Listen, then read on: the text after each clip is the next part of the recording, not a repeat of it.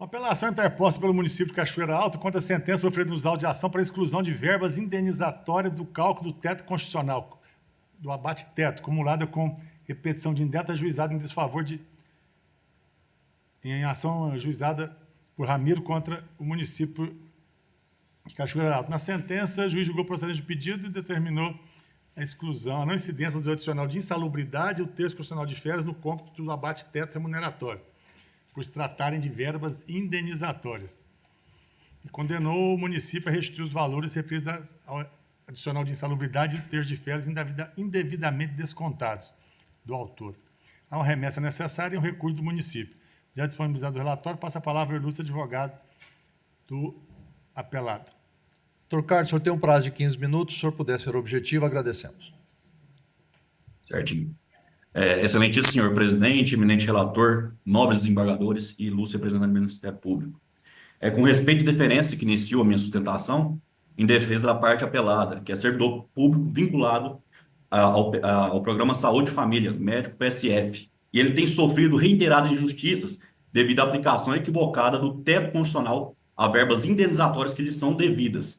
Adentrando ao caso, se trata de uma ilegalidade esses descontos efetuados na remuneração do apelado desde o ano de 2014, especialmente a partir de fevereiro de 2014, quando houve ali a ingerência do TCM. A controvérsia ela gira em torno dessa submissão ou não de verbas de caráter indenizatório, como é a insalubridade e o terço constitucional de férias. Essas verbas, elas não devem se sujeitar ao teto constitucional, dada a sua natureza transitória e indenizatória. Cumpre destacar, excelências, que tais descontos decorrem desse erro administrativo, propiciado pelos processos do Tribunal de Contas do Município, os processos 22.975 e o processo 5.463 de 2013 pelo TCM. Na ocasião, o órgão de contas, por ingerência do órgão de contas, a administração do município de Cachoeira Alta passou a submeter essas parcelas ao teto, em claro afronta ao parágrafo 11 do artigo 37 da Constituição Federal. Senhores desembargadores, o apelante, ele, em tese, alega ali suposta litigância de má-fé do apelado, sob a justificativa de omissão de informações sobre esses processos mencionados. Entretanto, essa acusação não encontra amparo nos autos. O apelado ele jamais ocultou essas informações referentes a esses processos e sempre agiu de forma transparente ali, inclusive aceitando a devolução desses valores ali no ano de 2014, justamente porque ele acreditava na legalidade dessa postura do órgão de contas. Essa ação por si só demonstra sua boa-fé objetiva, que é corroborada ainda pelo fato que, mesmo submetido a esses descontos ilegais desde o ano de 2014, fevereiro de 2014, ele permaneceu fiel ao seu compromisso profissional, trabalhando ali em condições insalubres para atender a população. Por outro lado, a administração pública municipal, ao efetuar esses descontos de forma inconstitucional, agiu em contrariedade aos princípios da moralidade administrativa, subvertendo ali o que deveria ser um suporte para quem exerce funções tão especiais como é a de médico do Programa Saúde e Família. Outra questão relevante que suscita a parte apelante, em sede recursal, é alegações completamente estranhas ao objeto da ação, porque ele está referindo ali que o apelado esteve afastado em período de teletrabalho, tentando confundir ali o deslinde da controvérsia principal. Mas nós não estamos aqui discutindo suposta concessão do adicional de insalubridade, mas sim a submissão ou não de verbas indenizatórias ao cômputo do teto constitucional, que é objeto completamente diverso. Essa tentativa de desviar esse foco, desviar o foco, deve ser rejeitado por essa corte à luz do princípio da congruência previsto no artigo 492 do Código de Processo Civil, que exige que o julgador se atenha às questões efetivamente trazidas pelas partes, sem extrapolar os limites da lide. Então, ainda que hipoteticamente houvesse valores pagos indevidamente ao apelado, cumpre destacar, conforme o entendimento pacífico do Supremo Tribunal Federal, do STJ, os valores recebidos de boa-fé pelo servidor são irrepetíveis, não cabendo qualquer devolução. Então, é inadmissível que a administração municipal se aproveite de sua própria falha, ali, a partir dos anos de 2014, para prejudicar o servidor ora requerente.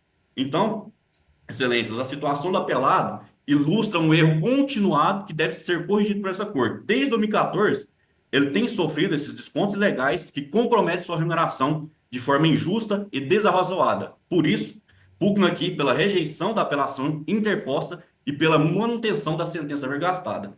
Agradeço a todos e muito obrigado. Muito obrigado, doutor. Retorno ao relator. Bem, inicialmente, senhor presidente, no que se refere ao reexame necessário, eu verifiquei que a sentença impôs uma condenação contra a Fazenda Pública e a causa não se enquadra nas hipóteses que excepcionam a remessa necessária, conforme parágrafos 3º e 4º do 496 do CPC. Uma vez que a sentença é ilíquida, conforme interpretação da súmula 490 do STJ, eu conheço da remessa necessária. E da apelação cível, eu a conheço parcialmente, pois o julgador ateve-se estritamente aos limites da pretensão inicial, atendendo ao princípio da distrição, como se pode conferir da parte dispositiva, onde ele mencionou: julgo procedente os pedidos para declarar a não incidência do adicional de salubridade, terço de constitucional de férias, no cômputo do abate-teto remuneratório, uma vez que trata de verbas indenizatórias. Como visto o artigo 141 do CPC, impõe ao juiz decidir nos limites propostos pelas partes, enquanto o 492 veda a prolação de decisão ultra, extra ou citra petita. Tal dispositivo consagra o princípio da distrição, que preceitua que as decisões judiciais devem corresponder fielmente ao pedido formulado pela parte, deferindo ou negando, no todo ou em parte. E, nesse contexto, as razões recursais do apelante, dizendo que inexiste direito do apelado receber o adicional de insalubridade dos períodos não trabalhados e ou quando estava afastado do serviço presencial, por ser inaplicável o adicional de insalubridade nos períodos não trabalhados presencialmente, viola o princípio da congruência recursal, porquanto os pedidos iniciais foram limitados a requerer a não incidência do adicional de insalubridade e do terço de férias no cômputo do abate-teto remuneratório, e não o benefício, direito em si mesmo. A parte apelante não manejou, inclusive, pedido reconvencional, no termo do 343, para manifestar a pretensão própria, como tenta agora em sede recursal. Dessa forma, senhor presidente, por ausência de interesse recursal, eu não conheço do apelo no capítulo referente ao pedido para afastar o direito do apelado em receber o adicional de insalubridade nos períodos não trabalhados, e ou de afastamento do serviço presencial, o qual poderá ser discutido em ação própria. No mais, senhor presidente, os pressupostos de admissibilidade do apelo nos demais pontos do recurso estão presentes, motivo pelo qual conheço da apelação interposta pelo município, bem como conheço da remessa necessária por ser ilíquida a sentença. Bem, a insurgência recursal, senhor presidente, versa acerca do pedido de condenação do autor por litigância de má-fé formulado em sede de contestação, tendo em vista as alegações de que o apelado alterou a verdade dos fatos e sonegou a informação com o intuito de levar vantagem indevida. Mas, nesse particular, não cabe razão ao município apelante. A litigância de má-fé não restou configurada.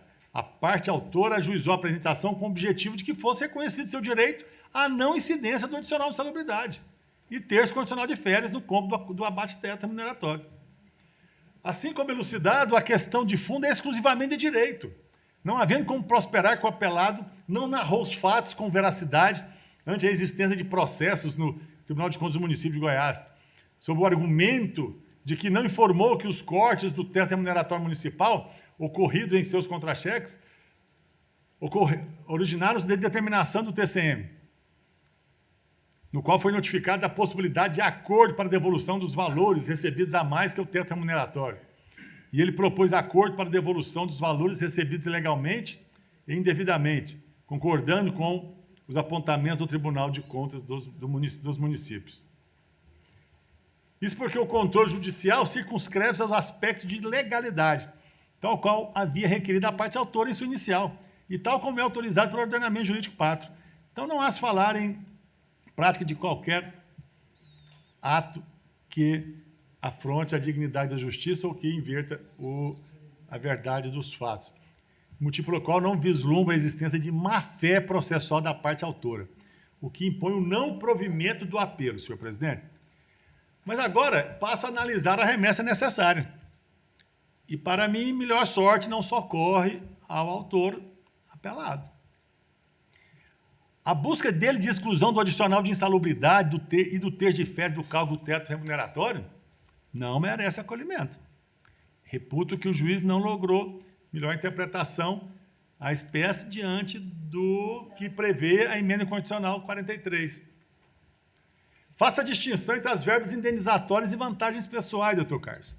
Consideram-se verbas de natureza indenizatória as recebidas como reparação por fatos específicos, enquanto as vantagens pessoais, como o adicional de insalubridade e o terço de férias, possuem natureza remuneratória e são aqueles benefícios adquiridos individualmente pelo servidor em decorrência do exercício do cargo.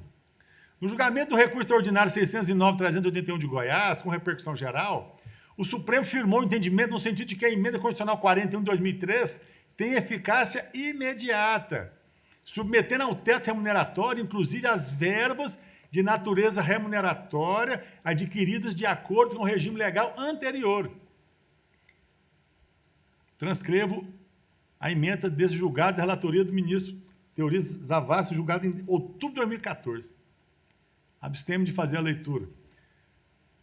Em consonância com o referido entendimento, este Tribunal de Justiça também possui entendimento de que as vantagens pessoais são consideradas para fins de aplicação do teto constitucional previsto no 37, inciso 11 da Constituição Federal. E, nesse sentido, foi julgado o reexame necessário 042-0395 de 2011 pelo desembargador Carlos Alberto França em 2020. E a súmula 139 do TST corrobora a conclusão de que o adicional de insalubridade é uma verba de caráter remuneratório, o que justifica a sua inclusão na base de cálculo do teto remuneratório, que diz, enquanto percebido, o adicional de insalubridade integra a remuneração para todos os efeitos legais. Por fim, essa matéria esse também é o entendimento de outros tribunais pátrios, como o de São Paulo, do Ceará também, julgados mais recentes de 2023, o do Ceará. Assim, para efeito de aplicação do teto remuneratório no serviço público, devem ser incluídas todas as verbas percebidas pelos agentes públicos, inclusive aposentados e pensionistas, excetuadas apenas aquelas verbas que têm um caráter indenizatório.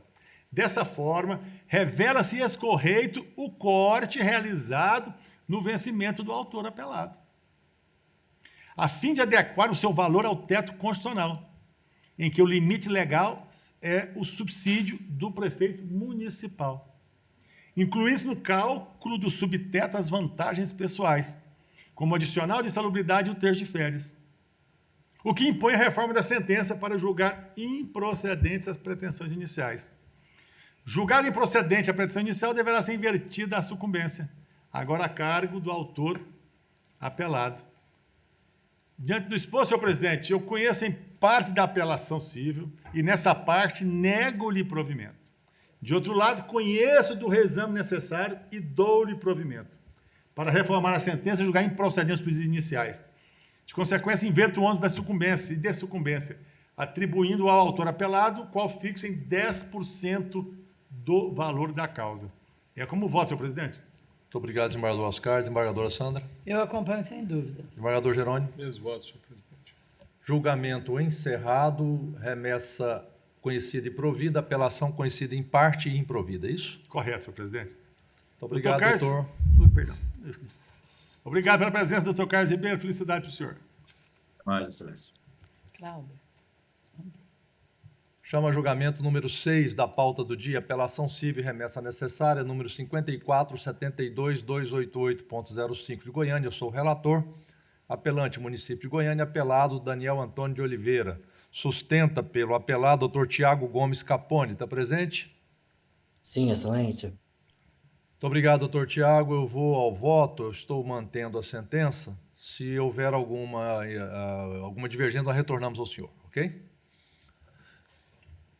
Senhores, aqui é uma apelação. O município de Goiânia pretende desconstituir uma sentença que julgou procedente o pedido de isenção de imposto de renda sobre os proventos de aposentadoria do autor, que é portador de doença de Parkinson, bem como reconheceu o direito à restituição dos valores pagos indevidamente nos últimos 5 anos.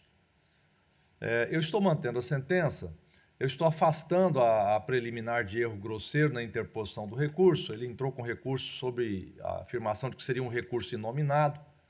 Então, mas está dentro do prazo de recurso de apelação, o recolhimento de custos direitinho, então não vejo motivo para poder não conhecer. Com relação à ilegitimidade passiva do município, eu entendo que não merece prosperar. O município é quem recolhe os valores e, se esses valores forem determinados à devolução, ele faz a devida compensação com a autarquia federal a ele vinculada. Tá? No mérito, o autor comprovou ser portador de doença de Parkinson, que se enquadra nas hipóteses de isenção previsto no artigo 6º, inciso 14 da Lei Federal 7.713 de 88. Esclareço aqui que não foi feito um exame médico oficial, mas as provas existentes nos autos deixam claro a ocorrência da doença. Né? Por essa razão, eu estou mantendo a sentença reconhecendo a isenção do imposto de renda. Conheço da remessa necessária e do recurso voluntário e nego provimento a ambos, desembargador Montefusco. Pois não, senhor presidente. Eu só fico com a interrogação, como é que não se faz um exame oficial numa situação como essa, né? Mas está claro, não sei se o senhor conhece. Eu acompanho o relator, mas fica essa dúvida ou essa incompreensão, né? E do porquê se nega um direito que é legalmente reconhecido. Exato. Né? Acompanho o relator. Ele foi ex-prefeito de Goiânia. Não sei se os senhores lembram dele. Lembro, Quem que é? lembro. O Ex-prefeito responsável de pela Goiânia. rodoviária. Foi Na administração dele, o que Daniel a nossa Antônio. rodoviária Você? foi construída. É ele. Ah, Entendeu? Já está com verdade. idade mais provecta. Né? Desembargador Oscar? acompanho o relator. Ok, satisfeito, doutor? Excelência, eu queria só tirar uma dúvida, porque a sentença de primeiro grau estabeleceu a divisão dos honorários. Foi reconhecido de ofício que será a responsabilidade do município de Goiânia e a majoração? Deixa eu verificar aqui. Majorei em 2%, doutor. Ok, obrigado, excelência. Julgamento encerrado, recurso e remessa conhecido e improvidos. Muito obrigado.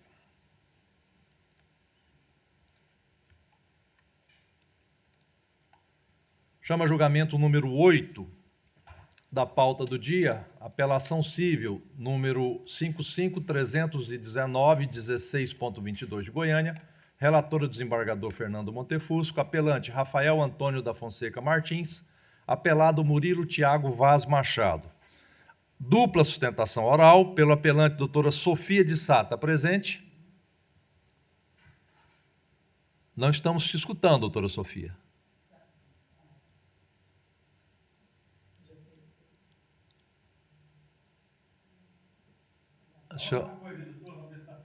Fala alguma coisa aí, doutora.